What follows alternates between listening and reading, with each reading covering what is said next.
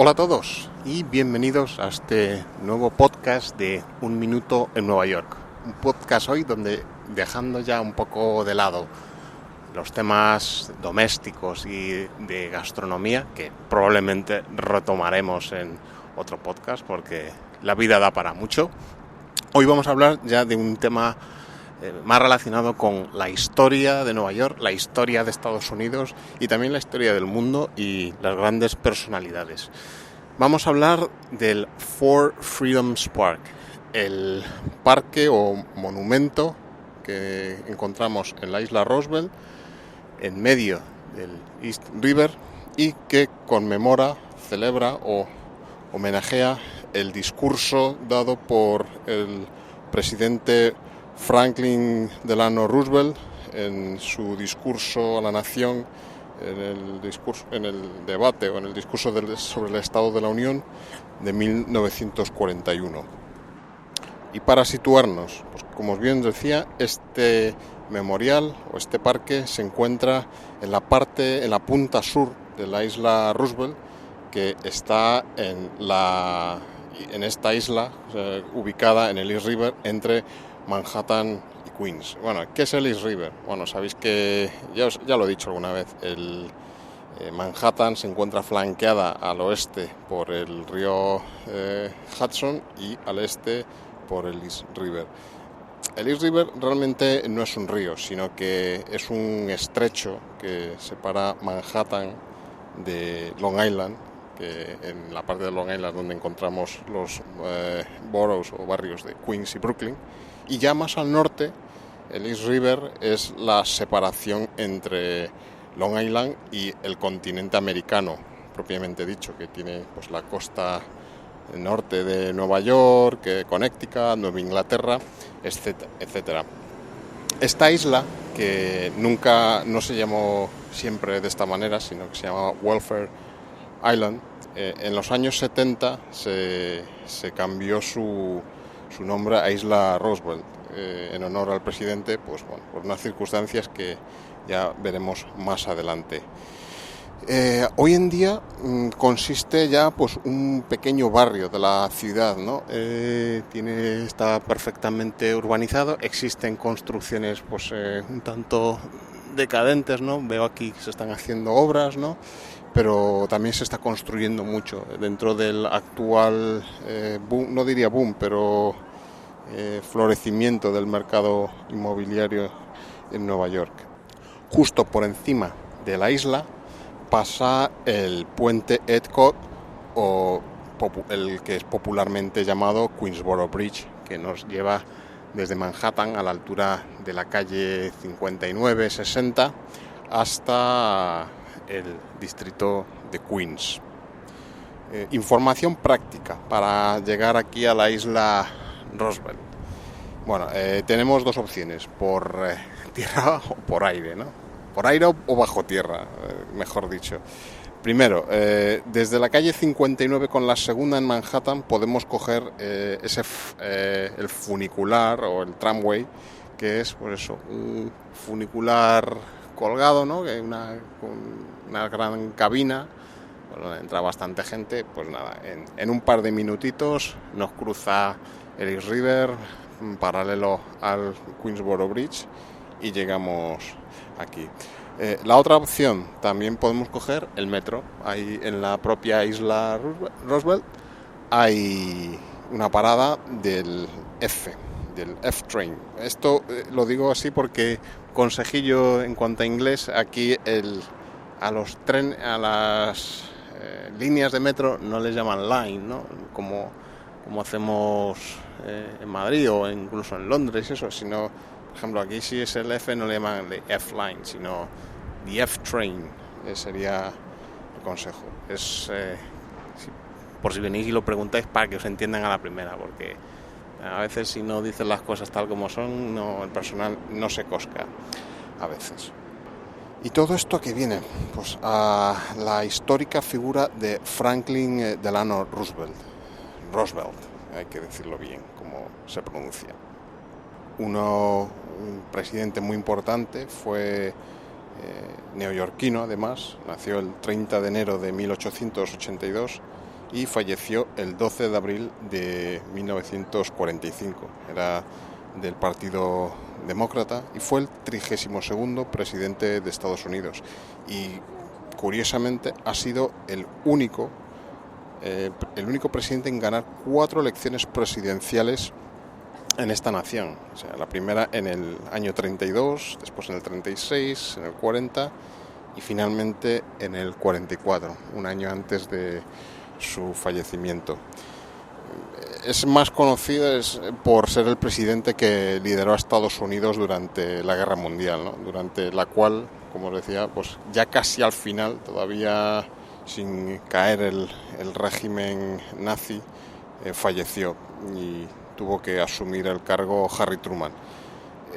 Es curioso, a veces cuando escuchas documentos históricos, ¿no? Incluso algún podcast, como tanto el propio Hitler como los japoneses pensaran en el momento de la muerte de Roosevelt, que esta muerte determinaría un cambio en el transcurso de la guerra o de la actitud de Estados Unidos, ¿no? en esta guerra, cuando, bueno, con el paso de los más de medio siglo, más 70 años, sabemos que la maquinaria de guerra ya era imparable, desembocando finalmente en la caída del régimen nazi, también lo que todos conocemos, el proyecto Manhattan y sus tristes consecuencias sobre Japón.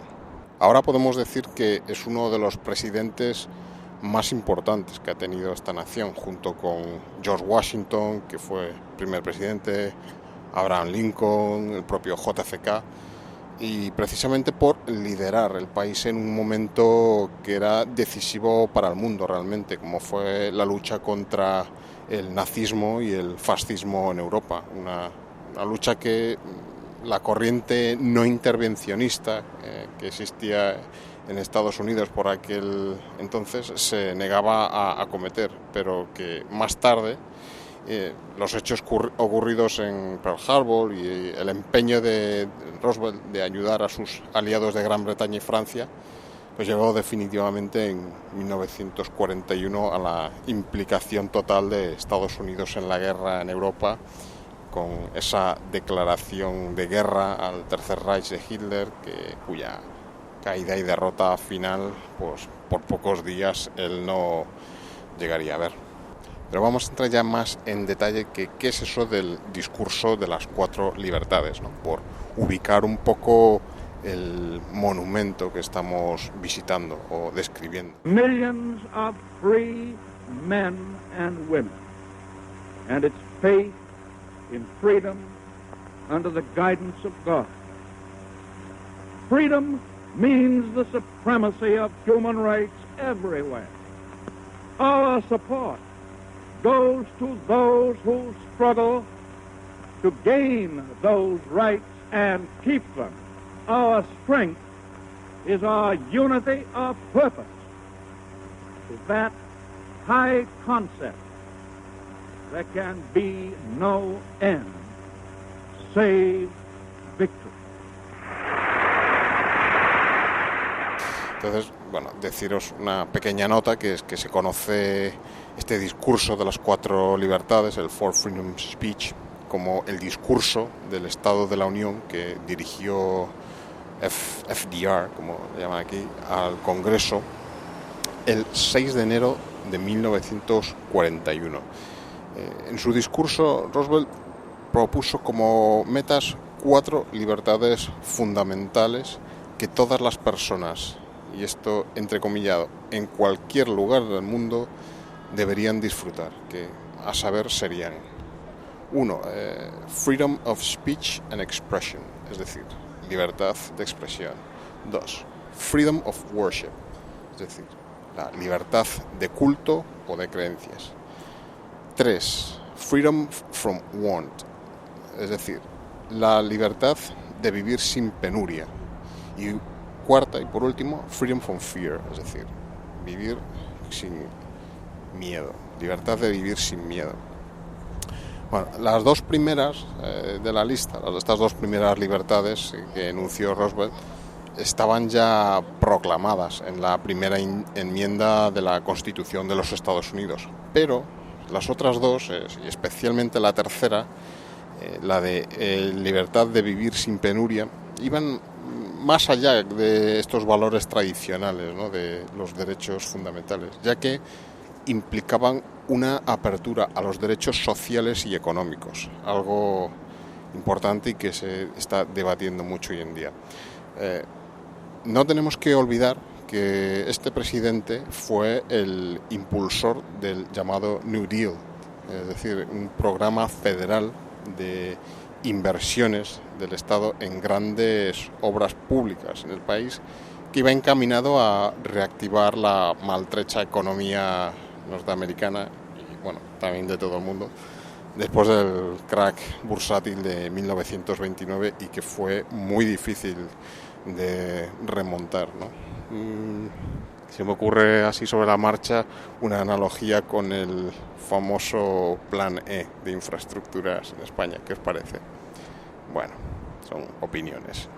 Otros avances sociales muy importantes introducidos durante la administración de Roosevelt fueron cosas que hoy nos parecen, o sea, que se dan por hecho, pero que realmente no existían aquí, que era la jornada máxima de 8 horas.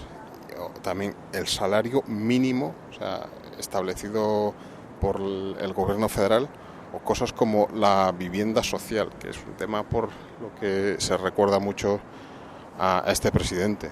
Y también se interpreta por parte de muchos estudiosos en la materia el discurso de este presidente como realmente una preparación ideológica para la nación para una inminente entrada en la Segunda Guerra Mundial, una entrada que se produciría solamente unos meses después, más tarde, con el detonante del ataque japonés a la base militar de Pearl Harbor en Hawái, en el Pacífico, y entrada de la que Roosevelt era defensor en contra de amplios sectores de su administración, de su partido y sobre todo de la oposición conservadora, que defendía el aislamiento, el aislacionismo de Estados Unidos, pues, tras su implicación en el primer gran conflicto mundial y europeo que se produjo en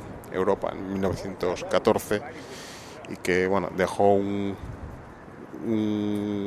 amargo sabor de boca, pues que no se llegó a entender muy bien aquí el propósito de esa guerra. Vamos a ver un poquito de contexto histórico de este memorial. Bueno, hay que decir que en los años 60, bueno, a finales de los 60, durante pues un periodo en que a nivel nacional se estaba produciendo un intento de renovación urbana en general de las ciudades, el que por aquel entonces era alcalde de Nueva York, tal John Lindsay, que pues propuso pues meterle mano, o sea, reestructurar, mejorar esta isla Roosevelt, que en aquel momento todavía, como decía, se llamaba Welfare Island. Intentó transformarla en un barrio residencial, ¿no? Incluso también el New York Times, que es una de las fuerzas vivas de esta ciudad, con gran capacidad de influencia, propuso renombrar pues esta isla y otorgarle el nombre del presidente Franklin Delano Roosevelt y consecuentemente construir un memorial en su honor, haciendo hincapié que estaba claro que sería para la ciudad un lugar ideal para un homenajear a FDR, y que no sería nada forzado otorgarle ese nombre. El lugar era ideal porque otorgaría al monumento una fachada al mar que él amó, el Atlántico, el que unió a la Europa a la que ayudó a salvar, incluso a las Naciones Unidas que inspiró. O sea, desde aquí vemos el edificio de las Naciones Unidas a tiro de piedra, y fue así como a finales de esa década el gobernador, un tal Nelson Rockefeller, y el propio alcalde Lindsay anunciaron el encargo del proyecto a una de las figuras más importantes de la arquitectura americana del siglo XX, Louis Kahn, junto con grandes arquitectos de este país como Frank Lloyd Wright, pues escribieron la historia de la arquitectura aquí. Pero iban a surgir trabas en la consecución de la creación de este monumento a Roosevelt. Uno de ellos fue el marco económico que se generó a principios de los 70. Situación difícil económica en general a nivel global, y la ciudad, concretamente la ciudad de Nueva York, estaba las arcas municipales al borde de la bancarrota. A eso se sumó que en el año 74 el autor del proyecto, Louis Kahn, falleció de manera inesperada y un tanto trágica, ¿no? El hecho es que dicen que estaba aquí en Nueva York, en Pennsylvania Station, probablemente viniendo de Filadelfia, donde él residía, y pues de un súbito ataque falleció, llevando encima incluso la documentación, los planos del proyecto. Entonces, por eso el proyecto estuvo muchos años guardado en un cajón, ahí parado, esperando a una iniciativa que lo impulsara de nuevo. Y no fue hasta la década de los 2000 cuando se volvió a retomar. En el año 2005, William Vanden Heuvel, un señor que fue embajador ante las Naciones Unidas y que fue el que fundó la fundación de Franklin y Eleanor Roosevelt, inició un esfuerzo, una campaña para financiar este parque con las especificaciones que tenía el proyecto de Kahn, y efectivamente consiguió, mediante patrocinios, fundaciones, donaciones, consiguió recaudar más de 50 millones de dólares por parte de patrocinadores públicos y privados, lo que hizo que el proyecto pudo ponerse en marcha de nuevo. Y así, el 17 de octubre de 2012, con el maestro de ceremonias Tom Brokaw, que es un periodista muy prestigioso, ¿no?, en la televisión, como decía, como maestro de ceremonias, y en un acto donde participaba el propio expresidente Bill Clinton, el gobernador Andrew Cuomo, el por entonces alcalde de la ciudad Michael Bloomberg, e incluso parientes de Roosevelt, se inauguró este monumento. El gobernador dijo unas palabras, ¿no?, que dice que en aquella época Nueva York se convirtió en un laboratorio para la democracia progresista, y FDR era el científico que creaba las fórmulas para un amplio espectro de problemas nacionales y enfermedades sociales, ¿no? Es un poco la traducción de la cita de Cuomo. Ya hemos caminado hacia el sur de la isla, hemos ya llegado al memorial. Antes hemos pasado por un parque que hay previo al memorial, hemos pasado también frente a unas ruinas que hay en esta isla que corresponden a un antiguo hospital para enfermos de viruela que se construyó en el siglo XIX y que fue abandonado en el año 1950. Hoy en día estas ruinas tienen el carácter de monumento nacional, está protegido. Son unas ruinas que están consolidadas y parece que se está haciendo algún tipo de trabajo en ellas para revalorizarlas. Bien, como os decía, ya estamos dentro del memorial y vamos a hablar un poquito primero de Kang. ¿Quién era Kang, el autor de este proyecto que no pudo ver en vida su obra? ¿Quién sabe dónde estará el buen hombre? Bueno, Louis Isadore Kang realmente se llamaba, aquí viene una difícil de pronunciar, se llamaba Itzel Leib Chmielovsky, nacido el 21 de febrero de 1901. Fue, como sabéis, un arquitecto americano asentado en Filadelfia, pero de origen estonio.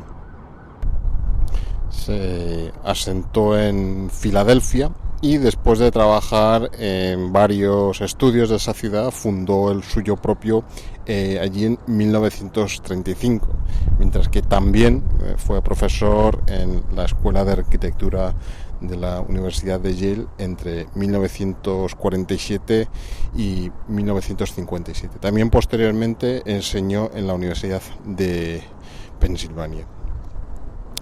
A título personal, decir que Kang tuvo, esto es importante, bueno, pues por lo que viene al final, ¿no?, de estas notas, que Kang tuvo 3 familias con 3 mujeres diferentes. Por una parte la que fue su esposa oficial, Esther, su compañera de trabajo, Anne Ting, y la última, Harriet Pattinson, con la que tuvo un hijo, Nathaniel Kang, que, y aquí viene lo interesante, retrató la vida de su padre en un documental titulado Mi arquitecto, el viaje de un hijo.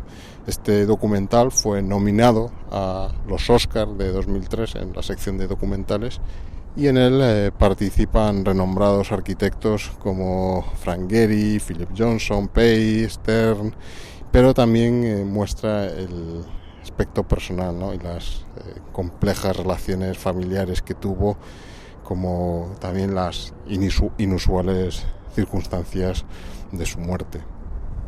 Y por describir un poco lo que estoy viendo, nada más entrar al parque nos encontramos un gran talud de granito blanco, que nos ofrece pues 2 planos inclinados que flanquean una escalinata. Si subimos esa escalinata, llegamos a una pradera con forma triangular, flanqueada pues por 2 caminos muy limpios de grava, con 2 hileras de árboles cada uno, forma triangular. Esta forma triangular, dicen, pues aparte de adecuarse pues al emplazamiento, ¿no?, que es la punta norte de esta isla, en medio de Alice River, nos dirige la perspectiva, ¿no?, hacia el Santa Santón, por decirlo, del monumento, que es esa habitación cúbica que hay al final, donde vamos a encontrar el gran busto de metal del homenajeado, ¿no?, Franklin Delano Roosevelt. Dicen los críticos que, bueno, esto es un recurso de Kang para forzarnos la perspectiva. Como os decía, el material predominante de aquí es el granito blanco. Creo que he traído de aquí de Virginia. Unos bloques tremendos. La habitación del fondo, bueno, la habitación no tiene techumbre, vamos, es un espacio acotado dentro. Está hecho con bloques de granito de 36 toneladas. Eso recuerda mucho a la arquitectura funeraria egipcia, ¿no? Grandes bloques que traían flotando desde río arriba por el Nilo. Y aquí sucedió algo parecido, pero también por razones técnicas. Al parecer, traer en camiones hasta Nueva York, que hay que cruzar puentes, bloques de granito de 36 toneladas, no es lo más recomendable en cuanto a seguridad estructural de estos puentes, por lo que estos grandes bloques se transportaron en primer lugar por carretera a New Jersey y desde allí en barcazas hasta esta isla. Frente a esta masividad, pues que es muy característica de la arquitectura de Kang, ¿no? Siempre trabajó con grandes volúmenes, con material rotundo, nunca ocultó esa masividad, pero encontramos también detalles muy sutiles, ¿no? Estoy aquí ahora al lado de estos grandes bloques de granito que conforman el pollete de esta avenida, con vistas tanto a Queens como al East River, y entre estos grandes bloques tenemos una separación perfecta de menos de pues no llega al centímetro. Eso tiene una intencionalidad clara, ¿no? de cómo el arquitecto juega con estas masas, pero al mismo tiempo la delicadeza de mantener estas juntas sin ningún tipo de mortero en medio ni nada, sino simplemente como un gesto, ¿no? De tener ahí esa pequeña franja que nos permite ver al otro lado entre los grandes bloques. Y cuando llegamos ya al final del parque, del monumento, nos recibe en esa habitación, en esa estancia flanqueada por esos 26 megabloques de granito limpios, separados únicamente por 1 pulgada, a través de los cuales podemos ver, a través de esa junta podemos ver la ciudad de Manhattan y Queens. Al llegar a esa habitación nos recibe el gran busto de la efigie de Roosevelt, por un lado, y al otro lado un extracto de ese histórico discurso, el de las 4 libertades. Una vez estamos allí, pues se nos abre pues el espacio al río. Es un lugar pues, pensado, supongo que para la meditación, ¿no? Para el trasfondo histórico del personaje, de sus palabras, de los hechos, y realmente es un observatorio impresionante la ciudad. A mano derecha pues, tenemos grandes piezas de la arquitectura que podemos ver en cualquier libro. Primero las Naciones Unidas, con las cosas de Le Corbusier ahí. Un poquito más al lado el edificio Seagram de Mies van der Rohe, como no, el Chrysler, el Empire State, que nunca falta en un skyline de Nueva York. Más al sur vemos ya todos los puentes que unen Manhattan con Brooklyn. En fin, un lugar privilegiado para contemplar la ciudad y también pues pensar en los hechos históricos que contempló este hombre durante su vida. Uno de ellos las Naciones Unidas, de las que fue también su propulsor. Y por acabar con Kang, que cuya obra póstuma nos encontramos, pues decir que tiene otras grandes obras, ¿no? Aquí, como es la Galería de Arte de la Universidad de Yale, los laboratorios Richard, la biblioteca de la Phillips Exeter Academy, etcétera, etcétera, muchísimos. Museo de Arte Kimball en Texas, tal.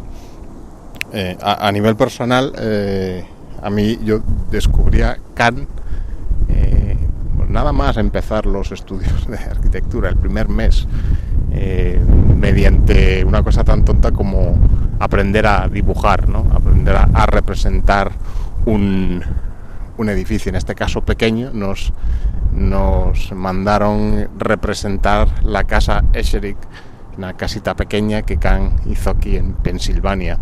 Por eso que tampoco es de sus obras más importantes, pero para mí tiene un significado especial. Y ya por acabar, un poco ya dejando las cosas heroicas y nobles, decir que hubo problemas a la hora de inaugurar, de hacer este memorial, pues por parte de los patrocinadores, ¿no? Porque hubo dos fundaciones, la Reed Foundation y la Alpha Wood, que realmente a la hora de hacer el monumento reclamaban que sus nombres figurasen en un lugar privilegiado del monumento, ¿no? Como benefactores del monumento. Esto trajo tiranteces, incluso demandas judiciales, que hasta que no se resolvieron mediante acuerdos no fue posible hacer el monumento. O sea que para que veáis que incluso en estas cosas tan elevadas y que llaman a los espíritus elevados de los hombres y las naciones, pues al final también se cuelan los instintos más básicos, como es el ego, el orgullo y el querer figurar.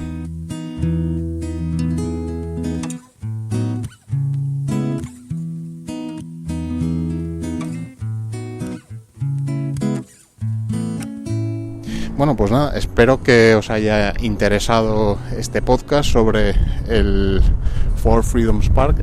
Decir que es una de las cosas que todavía no es muy conocida en la ciudad, dado que lleva, pues eso, apenas 2 años funcionando, pero que estoy seguro que pronto va a entrar en el circuito turístico de Nueva York. Imagino que no tanto como las cosas más típicas como en el Midtown, pero ya se ven bastantes turistas por aquí. Yo os lo recomiendo para echar aquí una tarde. Es un lugar agradable, la brisa del río, las vistas, espacios abiertos. Por supuesto no hay que pagar ninguna entrada para su acceso y por eso os lo recomiendo. Y nada, hasta aquí este podcast de hoy de Un Minuto en Nueva York.